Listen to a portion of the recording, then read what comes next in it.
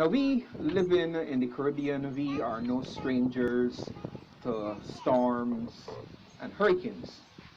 And this week, once again, we were reminded that we are right on the very forefront of hurricanes and natural disasters. We here in the Caribbean, we have a ringside seat to the whole issue of global warming, and we are already seeing the effects of global warming. As I don't know if you have noticed, but within the last 10 years, we've had quite a few Category 4 and Category 5 hurricanes passing through the Caribbean.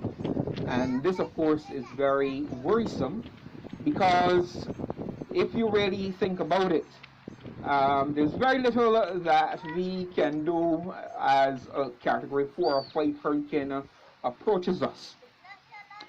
Now, as I listen to the news this week, one of the things that caught my attention, and this is in the aftermath of Dorian striking the Bahamas, Amoco and Grand Bahamas and Marsh Arbor and other surrounding islands, there's some lessons that we have to pay very close attention to. Now, this morning, as I looked at what was happening in the Bahamas, one thing became very evident. A lot of the relief organizations have been saying, yes, we have medical supplies, we have food, but we can't get it to the people. And this is very worrisome because right now you have a situation on Abaco Island and Grand Bahamas and some of the other islands that were severely hit. You have a situation where there's no electricity, there is no water, no food, no medical assistance, no police, no nothing. Which means that you have a very, very serious situation. And the inevitable obviously has already started. Some people are saying that people are looting. I don't like that word under those circumstances at all. You see, when you have such dire circumstances, people have to find ways to survive.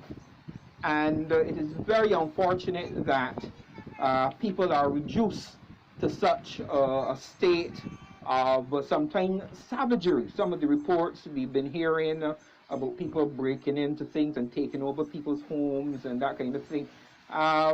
Very unfortunate, but at the same time, when people are faced with such dire consequences, people sometimes are driven to some very outlandish methodologies. I'm going to take your comments after I've completed making the presentation. Now, another thing that is becoming very obvious, and that is in the aftermath of the hurricane, I've been hearing a number of religious figures around the Caribbean making statements about this is a judgment of God on the people of Bahamas because of witchcraft. Now, I clearly remember when that earthquake struck Haiti that killed over, I think, 250,000 people. There were some people taken to the airwaves saying that the earthquake was a judgment of God because of the fact that Haiti had made a pact with the devil. Now, it is one thing when we find white Christian organizations making statements like that, but when I hear black people making those kind of statements, I'm reminded of a term that you hear quite a bit now with respect to Jews, and that is self-hating Jews. It seems to me that a lot of people of color have become self-hating, where we can ascribe some of the worst possible things to people. Can you imagine right now, in the Bahamas, people are suffering, and you can have supposedly respectable Christian leaders making statements like, what has happened in Bahamas is a result of the sin of witchcraft that is being practiced in the Bahamas. Now, another thing that I observe, and I usually tend to pay very close attention to issues like this. Now, I noticed that the American Coast Guard is already on site in the Bahamas, and they're doing a job in terms of rescuing people. But I always look for things like this. Now, I noticed that quite a few of the rescues so far that I have seen, I don't know what you have seen, but quite a few of the rescues I've seen are of Caucasians.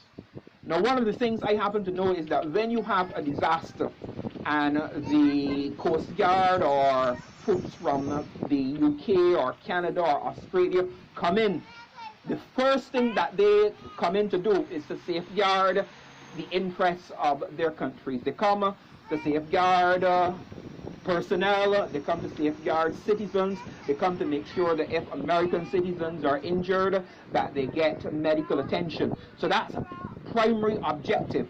Then after that, it comes to the local citizenry, helping the local citizenry. And as I looked at some of the video, something raised in my mind, a question raised in my mind. Are we cognizant as Caribbean people, are we cognizant of the fact that sometimes we are the ones who have to try to help ourselves a little bit more? And I hope that the government in the Bahamas is mindful of the fact that the Americans are there, but they're there with an agenda to help their citizens first and foremost. And one of the things that the government of the Bahamas has to do is to make sure that as the American Coast Guard goes about seeking to protect the interests of Americans, that Bahamians are not disadvantaged in all of this. Now, getting back to Hurricane Dorian in itself. Hurricane Dorian is a hurricane for the records. Now, how many of you have seen video imagery of what has been happening in the Bahamas? Yeah, most of you. Now, as I looked at some of that video, it became clear to me that we just witnessed a disaster on a very, very grand scale. Now, they tell me that Dorian is just the second Atlantic hurricane of that strength, 185 miles an hour, which is Category 5, the higher end of a Category 5 hurricane. It's the second Category 5 with winds of excess of 185 miles an hour to have made landfall in the Atlantic or in any of the islands in the Caribbean archipelago or in the Americas, which makes it a hurricane for the record books. Now, there have been a number of hurricanes that were a little stronger than Dorian, believe it or not. There was Patricia in 2005 with wind speeds of 200 miles an hour, and there was Alan in 1980, wind speeds of 190 miles an hour. But the good thing about Patricia and Alan did not make landfall at those kind of wind speeds. So Dorian and the Labor Day hurricane of 1935 are the only two hurricanes that have reached that intensity that have actually made landfall in the Caribbean or in North America. Now, another very interesting thing about Dorian is that as Dorian traveled along its course, it did some very strange things. They were expecting Dorian to pass over St. Croix, over Puerto Rico, which has mountainous terrain, and then they were expecting it to go over Santo Domingo, the Dominican Republic. Dorian, however, had a mind of its own, and it skirted Puerto Rico and went away from the Dominican Republic and then straight across the Bahamas. Now, the Caribbean Sea is very hot this time of the year. And if you doubt me, go to the beach any evening. Now, normally I go down to the hot water pot and sometimes I bathe there. But recently, as I go to the beach, I can bathe anywhere because the water is very, very warm all over the sea. And if you know anything about hurricanes, you would know that this is how hurricanes actually develop their intensity as they pass over warm water. The warm water feeds into the hurricane, and that is what pushes the intensity of the hurricane up. And so Dorian, as it went across the Caribbean into the Bahamas. It came to Abaco, and all of the weather forecasters were commenting on how slowly the hurricane was moving. It was moving at one point at 6 miles an hour. But then the worst case scenario occurred. Dorian decided to stall as it reached Grand Bahamas. And for 51 hours, they tell me, Hurricane Dorian sat down on the Grand Bahamas. 51 hours. Imagine that. Now, I wanted to find out if this was the first hurricane that had ever stalled in anywhere in our region. So I did some research, and I found out that no, it was not the first hurricane to have stalled in the Caribbean or in the Americas. For example, in 2017, Hurricane Harvey stalled for more than 100 hours in the northern Gulf of Mexico. 100 hours. A hurricane just sat there in the Gulf going nowhere. Okay? And then in 2018, Hurricane Florence lingered off North Carolina coast for some 53 hours. And as these hurricanes just sit down there, as they churn and they spin, the rain bands send a tremendous amount of rainfall down wherever the wind span is. So areas along the coast in North Carolina and along the Gulf Coast were severely affected by rainfall. Dorian, on the other hand, different. It did not stay out to sea and stall. Dorian stalled over a landmass, and that was a first for Dorian. As I said, Dorian is a hurricane for the records. Now, when you really stop to think about it, it would have been bad enough for the Bahamas if Dorian had simply struck the Bahamas as a Category 5 hurricane. Now, a Category 5 hurricane that is anywhere from 156 miles an hour to whatever, as high as it gets. Now, if you compare that to a tornado, an EF4 tornado is between 166 miles an hour to 200 miles an hour. So when Dorian hit Abaco and Grand Bahamas, it was the equivalent of an EF4 tornado striking a landmass, but much worse. Now, as you look at tornadoes as they affect various parts of North America, you would know that tornadoes tend not to be very wide in their stretch. As a matter of fact, a tornado can go into an area, destroy a house on one side of the street, and leave a house on the other side of the street totally without damage. That's how tornadoes operate. They're in and they're out. Sometimes maybe 3, 5, 6 minutes, tornado is gone. But the devastation very often terrible wherever it strikes. Imagine you have now a tornado that is not feet across, but miles across. Not only do you have a tornado that is miles across, it is the equivalent of an EF4 tornado, winds of 166 to 200 miles an hour. But that's not all. Imagine you have that kind of tornado sitting down on you for 51 hours. That's the kind of disaster the people of Grand Bahamas and Abaco Islands and the surrounding islands were faced with. Now, Category 5 hurricanes produce severe damage, just like a tornado. They produce catastrophic damage. That is why, as you listen to the news, you were hearing terms like apocalyptic. And as you looked at the pictures, it looked apocalyptic. People were saying it looked as though Abaco and Grand Bahamas had actually been bombed. And I want you to try to appreciate the kind of life and death situation that these people were faced with. Number one, you have winds of 185 miles an hour coming at you. But that's not all. You see, as hurricanes come toward a landmass that is surrounded by water, they churn up the water. And sometimes you can get waves, sometimes 20, 25, 30, 40 feet developing.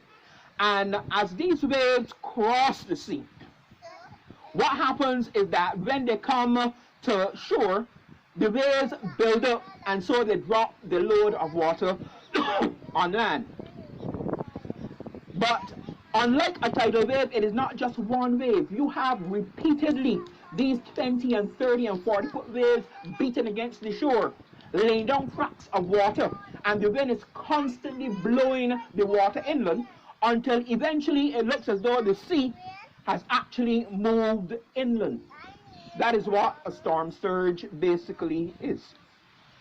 And we are reliably told that Dorian produced a storm surge in the vicinity of somewhere between 15 to 23 feet. Now I checked, and I think they tell me that Grand Bahamas, the highest point in Grand Bahamas is about 33 feet. So if you have waves in the vicinity of 20 feet going across a landmass that the highest point is about 33 feet, you can imagine the problems that that island is going to have. Now, I don't even really want to get into this one, but it is still something that came through in the media, where some people were saying that the sea did not only bring water to shore. Anybody picked up on that from the reports? Right, sure. They were saying that the sea did not only bring water to shore, that it actually brought life from within the sea on the shore. And basically that's because the storm surge actually brings the sea inland. So whatever is in the sea comes inland. And as I reflected on the storm surge, and then as I looked at the videos which were being shown, there was one guy, he said that he was in the second story of his house, and the waves were beating against the windows, and he was 2 stories up. Just after things started to subside, there was another video showing a group of, it looked like Bahamians on a boat, and they were traveling, trying to find people who were trapped in their houses. And that looked like a pretty big boat. That boat would have needed at least about 15 to 20 feet of water to travel safely in. And they went to a house, and you notice how high the water was at that house if you saw the video. Yeah. The people were actually in the roof, and they had to climb through a little breakage in the roof to get into the boat. So you are looking at a situation which was very, very dire for people living in some of those low-lying islands. And when I reflected on that storm surge, and they told me that it was somewhere between 15 to 23 feet in some areas, I immediately told people that this was going to be a hurricane with a very high death toll. Now, up until today when I left home, because I was following the news all along, the official reports are 43 people dead. But I've been hearing some other reports that are suggesting that this is a gross understatement of the number of people who have died in this hurricane. I want you to think about it. You are in your house. A hurricane with winds of 185 miles blowing around you. Perhaps your roof is gone. You are trying to find the highest point to go to in your house, but you keep noticing that the water is rising. Think about the people who were in buildings that collapsed and, God forbid, were trapped in these buildings with the water rising. Think about the people who were forced out of their homes, who had to venture out into that deadly atmosphere. All kinds of things flying around in winds of 180, 185 miles an hour, with wind gusts in some areas up to 220 miles an hour. People being struck by objects, rendered unconscious, but with water all around, surging, moving. You know, there was one story I heard of a young man, I think his name was Adrian Farrington. Adrian Farrington recorded that the house that he was in started to flood. And so he managed to get his son up on the roof of the house. But as he got his son onto the roof of the house, a gust of wind came and took his son out of his hand. And he said that was the last he saw of his son. Then there were other reports of, there was a husband whose wife died in his arms. There was the story, I think it was the same Adrian Farrington, who said that he eventually was able to crawl into church, and when he got into the church, he noticed that the wall of the church seemed to be moving. And then he said he witnessed the wall of the church collapse on the people who were inside of the church. I'm suggesting to us that these stories just give us a small sampling of the horror that the people in Bahamas experienced as this hurricane sat down on them. Now, what lessons can we learn? We are living in the age of global climate change. And it is very clear that we are witnessing more and more Category 4 and Category 5 hurricanes affecting us here in the Caribbean.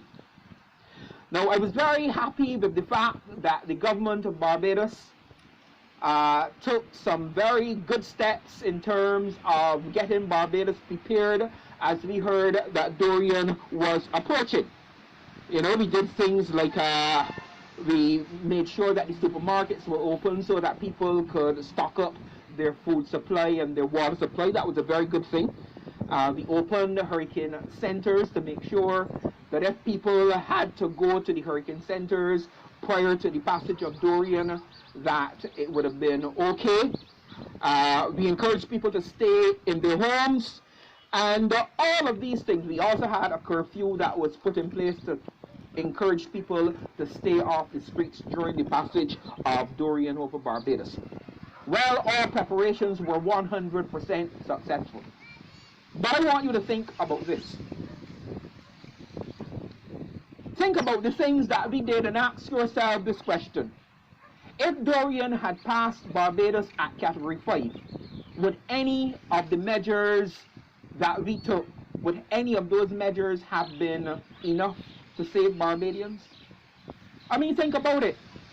A Category 5 hurricane is the equivalent of an EF4 tornado.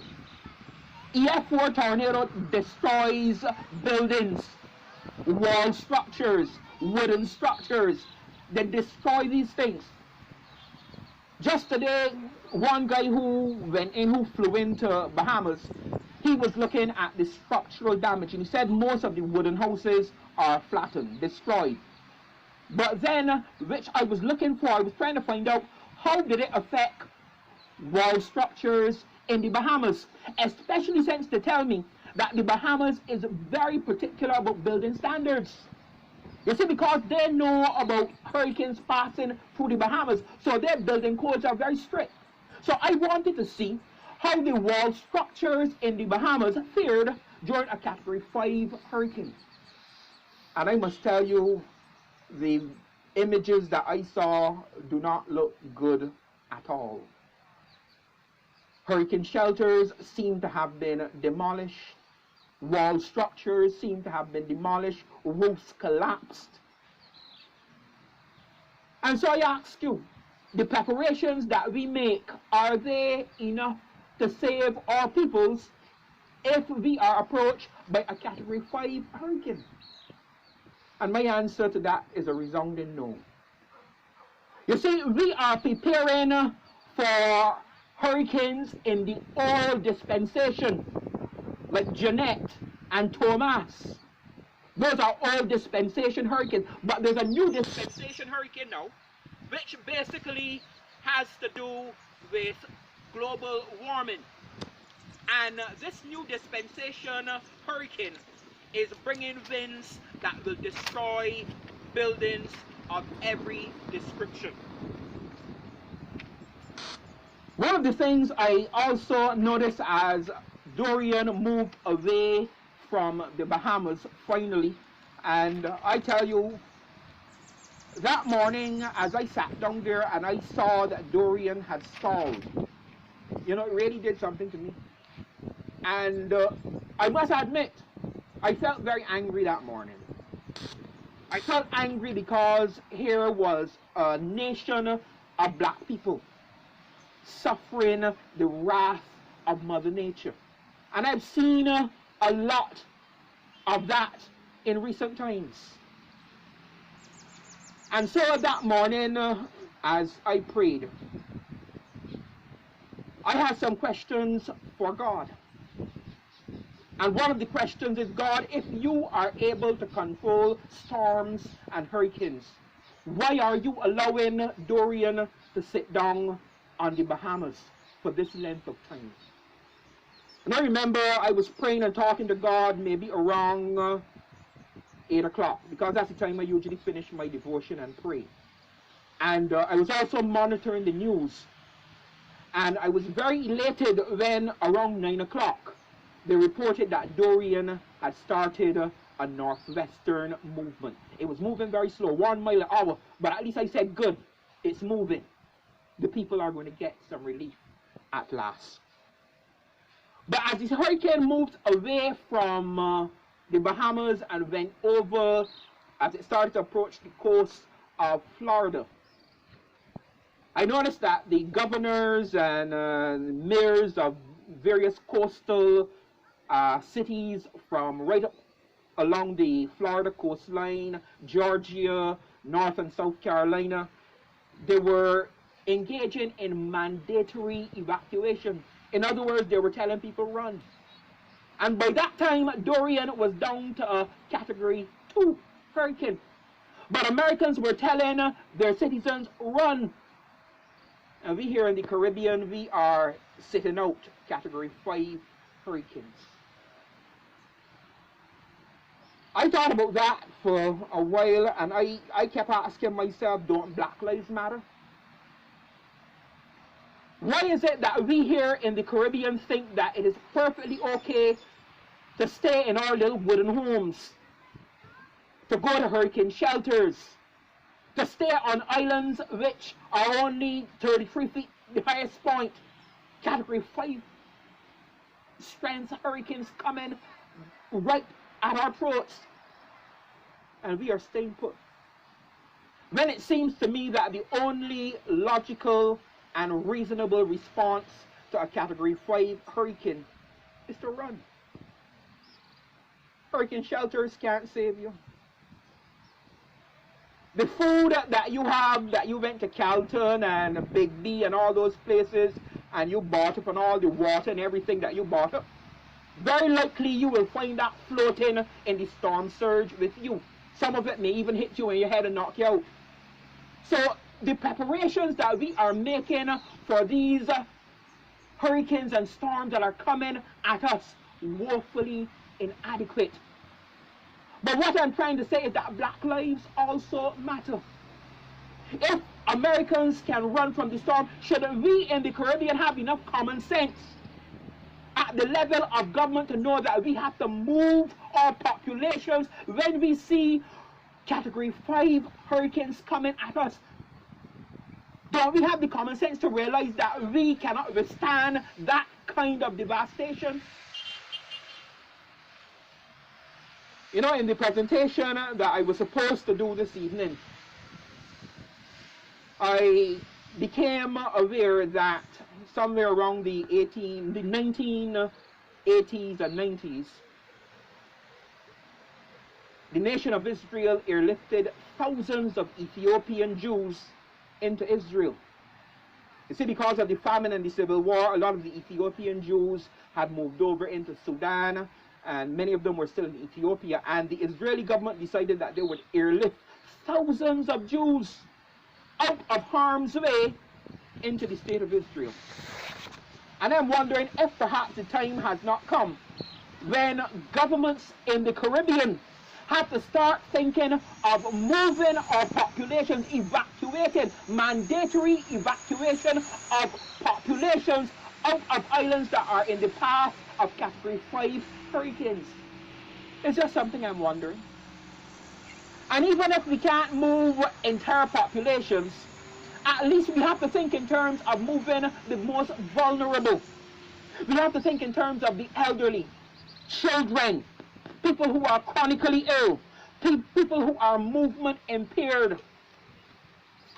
You see, when a Category 5 hurricane comes across, these are the groups of people. When you check the statistics, you will find that among the dead, you will find a lot of elderly, you will find a lot of children, you will find people who cannot move around freely, people who are chronically ill. These are the most vulnerable in our communities. And I'm just wondering if governments of the Caribbean cannot begin even now, as they see the devastation in the Bahamas, if we cannot now start to up our game, to evolve in terms of our strategies. That old paradigm that we are operating under simply is not adequate for this age of global warming. Hurricanes are getting much too strong for those kinds of measures.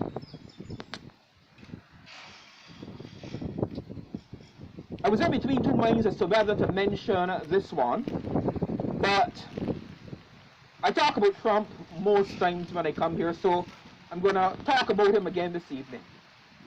President Trump, as Hurricane Dorian was approaching the region, suggested that maybe what we should do is drop a nuclear device into the hurricane to disrupt the hurricane. Now, he's not the first person who has made that suggestion, but everybody who have looked at the logistics of it agree that it's a very bad solution. Number one, they don't think it will actually disrupt the hurricane. And number two, it will result in nuclear fallout being spread right across the Caribbean. Now, if the plan is to depopulate the Caribbean of its current inhabitants, now that would be a great solution. The only problem is it's going to reach perhaps over to Florida, and then they'll have the problems to deal with as well. But I do like the Caucasian approach to problems.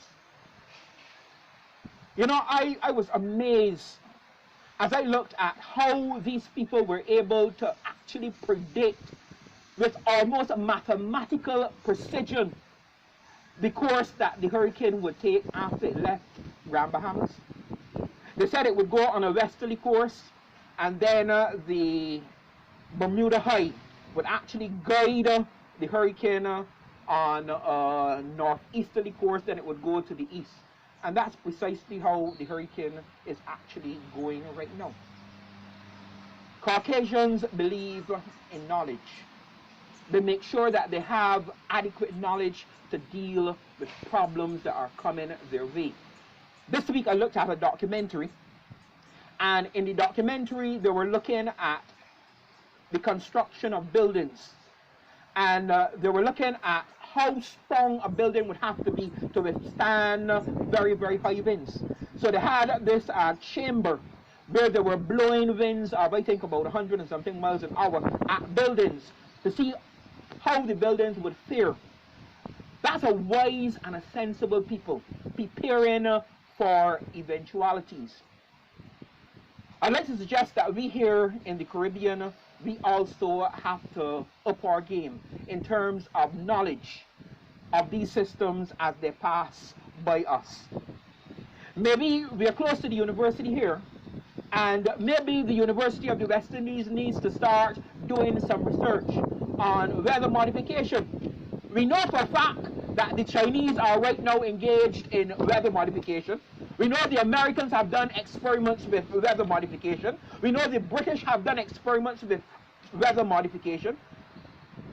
So maybe we need to start doing some research. Maybe there's something we can do to help cool down the waters in the Caribbean. Who knows? Mankind can rise to the challenges, but knowledge is absolutely necessary. And so we in the Caribbean need to become more creative and proactive in our response to an increasing frequency of dangerous hurricanes. One of my favorite calypsonians by the name of Black Stallion sang a song that I love very much. the Caribbean man. And in the Caribbean man, Black Stallion said, we made the same trip on the same ship. In this song, Black Stallion was trying to remind Caribbean peoples that we are all one family. And when members of a family suffer, all members should be willing to put a hand and help. And so as I come to the end of this presentation, I would also like to suggest to the Caribbean disaster emergency management that one of the things that you need to look at is how we can redistribute many of the Bahamian peoples around the Caribbean. You know, remember in America when Katrina affected New Orleans, the leader of the black Muslim group, Minister Louis Farrakhan, made a very impassionate appeal.